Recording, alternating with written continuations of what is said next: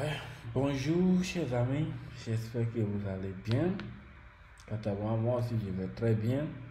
Ça fait un bail qu'on s'est encore retrouvé sur la chaîne et je vous souhaite encore une fois la bienvenue. Euh, Aujourd'hui nous allons voir la gestion des profils, c'est-à-dire la gestion des configurations et des profils.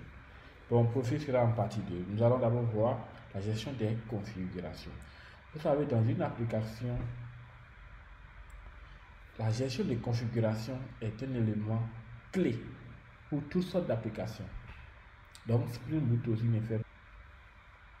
Du coup, nous allons découvrir à travers cette vidéo les différentes manières de configurer ou bien de centraliser les configurations de son application Spring.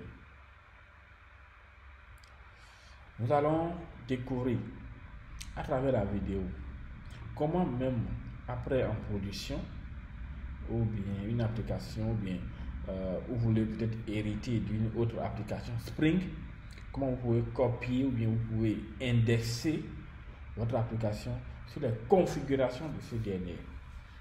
Après vous allez comprendre plus en détail quand nous allons faire par exemple Spring Cloud qui est encore plus génial. Mais déjà nous allons voir avec Monolithic comment nous pouvons centraliser nos configurations. Alors, je vous invite pour m'encourager et à publier des vidéos tous les jours déjà, à commencer par liker la vidéo et à le partager. Donc, la partie 2 de cette vidéo va sortir si déjà on atteint au moins un nombre important de likes et de partages. Alors, nous allons, c'est ça, vous allez m'encourager à continuer à sortir encore plus de vidéos. Donc sans plus tarder, nous allons entamer le but du sujet d'aujourd'hui. Donc nous allons entamer, et là nous allons commencer déjà par l'utilisation de la classe Spring. La classe Spring Application. Si vous ne le savez pas encore, allez-y, allez voir dans la playlist. Nous avons fait une vidéo qui nous parle du démarrage d'un projet de Spring. Et vous allez comprendre aussi l'utilité de la classe Spring. Donc, nous allons voir comment, à partir des properties, c'est-à-dire à partir des properties, comment nous pouvons affecter des propriétés par défaut à Spring. Ok, nous voulons déjà, nous voulons au démarrage, d'une application Spring, lui affecter des propriétés par défaut. Donc déjà à partir de notre application, nous voulons pouvoir lui affecter, c'est-à-dire je suppose que c'est un username et un mot de passe, d'accord, que nous voulons affecter à ce dernier, mais nous voulons que cela soit embarqué, que c'est une des propriétés, que cela soit embarqué dans l'application. Donc nous allons voir comment nous pouvons, à partir de la classe properties. La classe properties n'est rien d'autre que un map, c'est-à-dire les configurations configurées sont faites comme des objets, des clés valeurs. D'accord, c'est des clés valeurs. Donc la classe propriété est constituée aussi des clés valeurs. Nous définissons la clé et nous définissons aussi la valeur. Donc dès que nous affectons ces propriétés à Spring, ça lui permet de recharger la classe. Voyons un peu ce que cela donne. Voilà. Quand nous prenons une application basique de Spring, donc nous pouvons de manière très simple voir comment elle se présente. Tout à l'heure je vous parlais de la classe de Spring Application. Ouais, c'est cette classe là. Vous allez voir, par défaut nous avons la classe Spring Application et c'est elle qui permet de démarrer l'application. Vous voyez, donc avec la notation Spring Boot Application et la classe Spring Application .run, nous allons démarrer l'application. Maintenant, c'est à cette partie que nous démarrons l'application. Mais ce que nous voulons faire, maintenant, c'est de pouvoir, avant de démarrer l'application, ok, lui affecter des propriétés. Vous voyez, nous voulons pouvoir lui affecter des propriétés avant de démarrer. Donc, on va voir comment nous allons procéder. Et là, pour vite aller, le code sera disponible sur GitHub. Donc, nous allons rapidement voir ça. Donc, voilà un peu ce que je viens de faire. Donc, j'ai créé la classe Properties. La classe Properties égale à New Properties. Et comme je l'ai souligné tout à l'heure, la classe Properties n'est qu'un map. D'accord? Ça prend des clés valeurs. Vous voyez, si nous voulons, on peut décompiler en cliquant juste sur la classe comme ça. Et dès que nous cliquons par exemple sur la classe comme ça, ok, nous arrivons à là. Vous avez vu ça, ça extend le hash table. Donc ça extend le hash table et vous allez voir que c'est object. Donc c'est une clé valeur. Une clé valeur. Vous voyez, ça supporte de manière concurrence. On a concurrence hash map. Ok. Donc c'est pour supporter tant de données. Et qu'est-ce qui se passe? Je vous donne l'exemple. Pour définir le nom d'une application Spring, dans le fichier des propriétés que nous avons vu précédemment, je peux mettre juste spring.application.name et je lui donne n. Ok. Donc là, par défaut, ça prend le nom du projet et tout. Mais dès que, par exemple, en écrivant ma propriété ici, je lui affecte un nouveau nom. Moi, j'ai mis par exemple démo. Alors, le nom de mon application va s'appeler démo. Nous allons faire une nuance. Je vais mettre cette propriété-là en commentaire. D'accord? Et nous allons essayer de démarrer notre projet. Donc, nous allons démarrer le projet. Voilà. Donc, je vais démarrer. J'utilise... si vous ne savez pas comment créer un nouveau projet Spring, d'accord, allez-y sur la chaîne ou bien dans la playlist qui défile. Nous avons déjà effectué une vidéo qui montre comment créer un projet Spring à partir soit du site web, de IntelliJ, des idées ou d'autres, du command line. Donc voilà, comme nous pouvons le voir ici, mon projet est bien démarré, d'accord, et vous allez voir, regardez bien les logs que nous avons juste no active profile, et nous avons un message ici qui nous dit quoi? For additional web login, consider the setting login level web to debug. Ok, nous voulons voir aussi les logins concernant la couche web. Donc il nous dit, si vous voulez voir des logins concernant les logins approfondis, c'est-à-dire des traces approfondies de la couche web, alors définissez les propriétés sur debug. Ok, là nous allons aller alors dans notre fichier de propriétés ici, c'est ça que j'ai fait ici, et définir alors,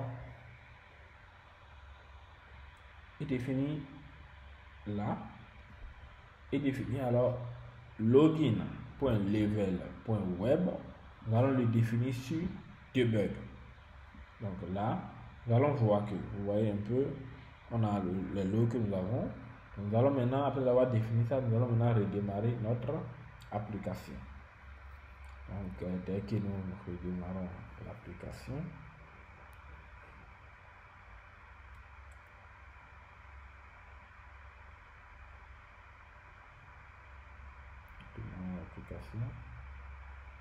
ok, donc j'utilise le JDK 17 IntelliJ, j'utilise la dernière version, donc Spring Boot 1, je suis 3.1.5.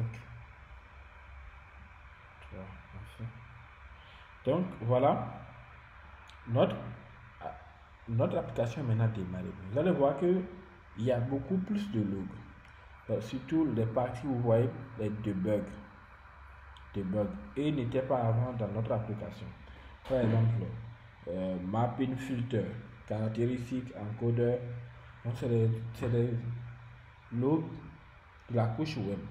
Alors on a aussi mapping servlet dispatch. Donc cela, donc avec cette propriété, nous avons activé des couches supplémentaires. Par exemple, Java chez web dans Spring Boot.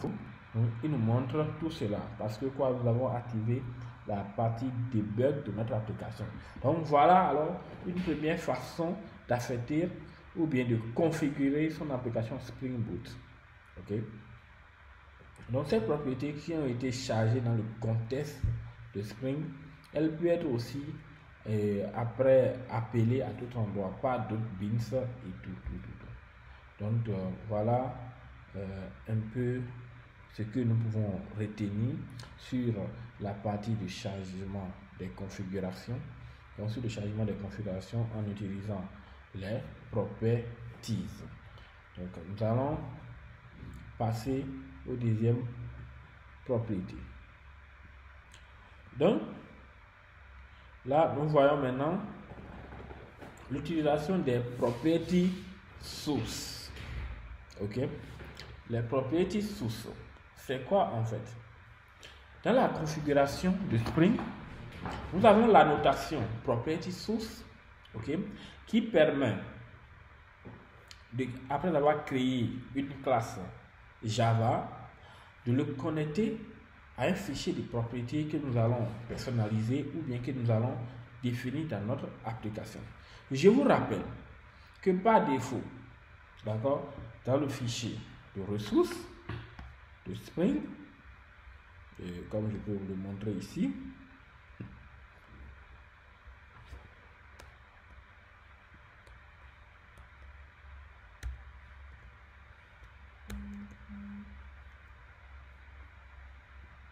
donc par défaut dans l'application nous avons par exemple, attendez, je vais quitter la navigation ici, presentation mode.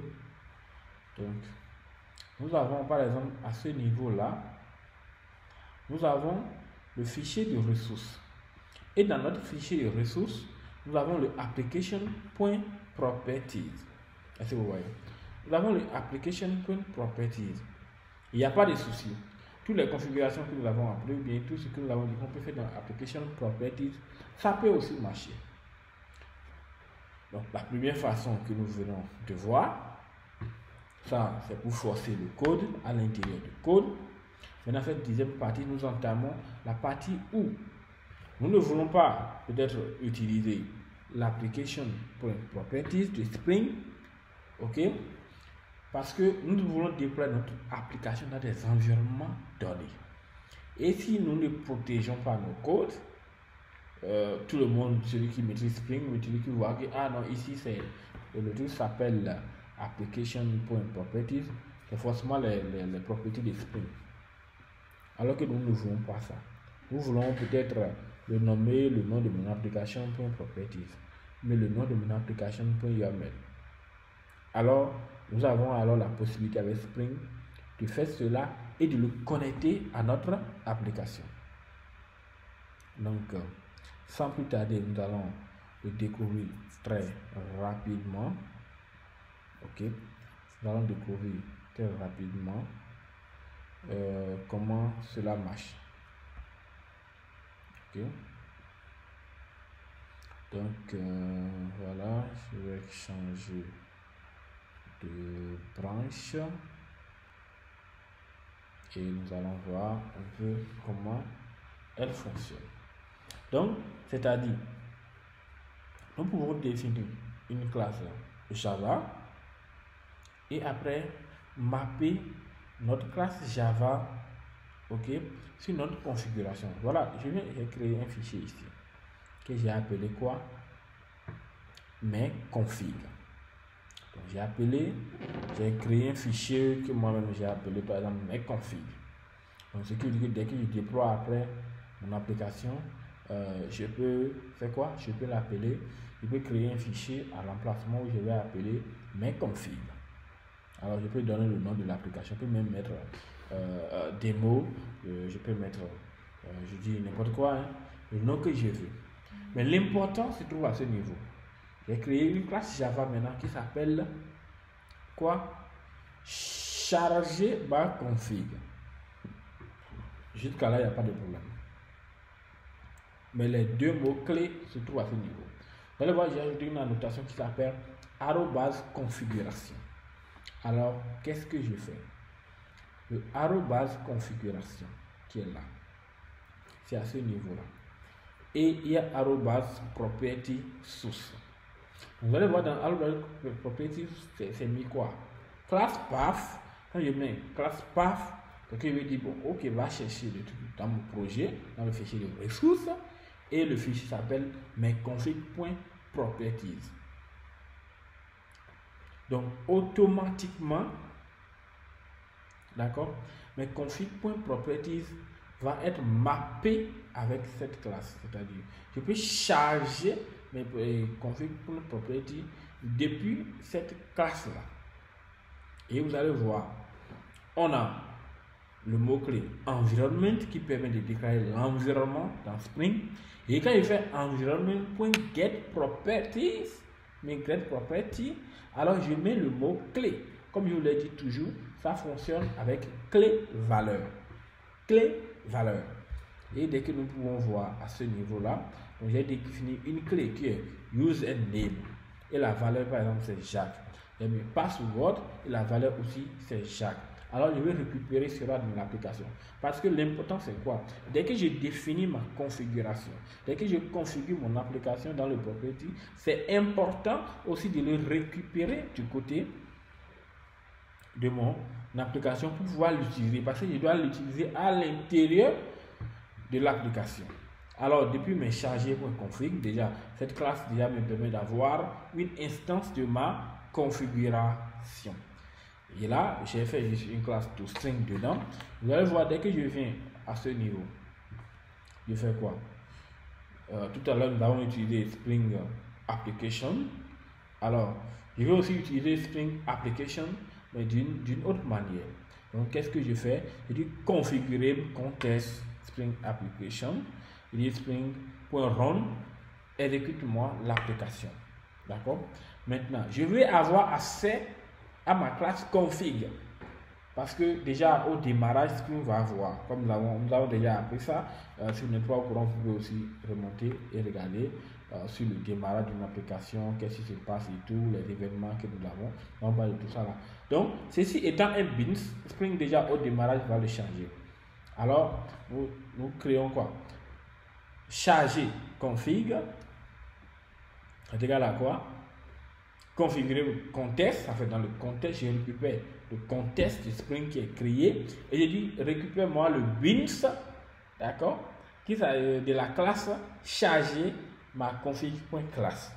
Alors, parce que vous pouvez vous souvenir, quand on met la classe @configuration ou bien @component et tout, si on ne donne pas de nom à cela, alors il crée des bins dans le contexte de l'application. Dès que les bins, il les donne, ça comporte le nom de l'application. Alors pour charger ce dernier après, nous faisons juste configurer le contexte.getBins et ce qui rend notre bin disponible. Et vous allez voir, nous pouvons accéder à toutes variables qui se trouvent dans notre config. Alors, j'ai juste fait un système.out println mes configs pour afficher le toString qui se trouve dans ma classe. Alors nous allons démarrer, nous allons redémarrer notre projet pour voir. Donc ce qui veut dire que dès que nous redémarrons notre projet, si ça fonctionne bien, c'est que ça doit pouvoir nous afficher ce qui se trouve dans notre config ici. Et vous allez voir que le config fait appel à environment. Et ce environment permet de récupérer le user name et le mot de passe. Et voilà, nous avons ça ici. Charger ma config. Donc dès que nous voyons là, charger ma config, alors ça nous permet de récupérer déjà le username et le mot de passe. Donc là, partout où je me trouve dans l'application après, je peux récupérer les configurations depuis mon fichier de configuration, mon fichier de configuration personnalisé, d'accord, et que je peux alors réutiliser dans mon application. Et c'est ce que je vous conseille aussi parfois pour vos applications, surtout les applications qui doivent être déployées chez les clients. On ne laisse pas tout dans l'application par défaut. Là, le client va connaître le squelette de votre application. Alors, vous pouvez masquer. Nous allons passer à la troisième partie. Vous allez voir maintenant au moins comment lui fonctionne aussi.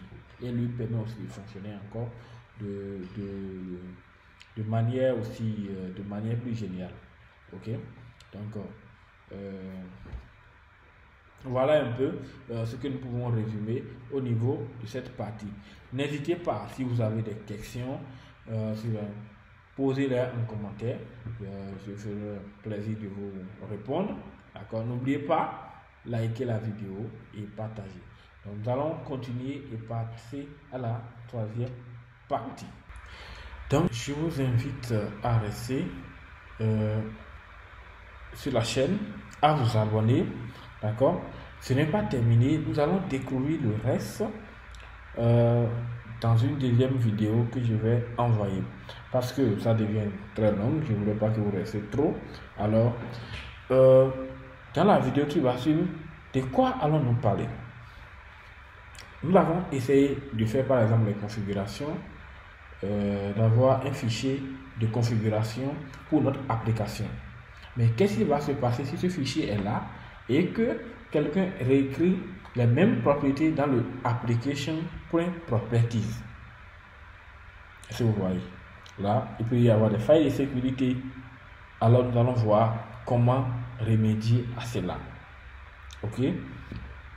Deuxième chose, nous allons voir si nous voulons un peu camoufler nos fichiers de propriété. Quelle classe nous propose encore, d'accord, pour mettre nos fichiers de configuration dedans. Nous allons essayer aussi de voir cela. Nous allons voir aussi, mais est-ce que nous pouvons stocker nos fichiers de configuration sur peut-être une autre partition de notre disque ou bien notre dossier carrément et que l'application elle d'autres se trouve dans une autre fichier carrément? Oui, c'est possible. Par exemple, si je prends l'exemple de Windows, dès que vous installez les applications, vous allez remarquer que des configurations partent dans Application Data, d'autres dans Programme Data et tout. Oui, nous pouvons aussi le camoufler avec Spring. Spring nous fournit aussi tous ces aspects pour pouvoir le faire. Alors, pour découvrir ces aspects, je vous invite encore une fois à vous abonner, à liker la vidéo et partager. Et là, cela me fera plaisir et je vous mets encore la suite de la vidéo de cette série très bientôt. Si vous avez aimé, n'hésitez pas, mettez des likes, partagez, ça fait plaisir. Merci.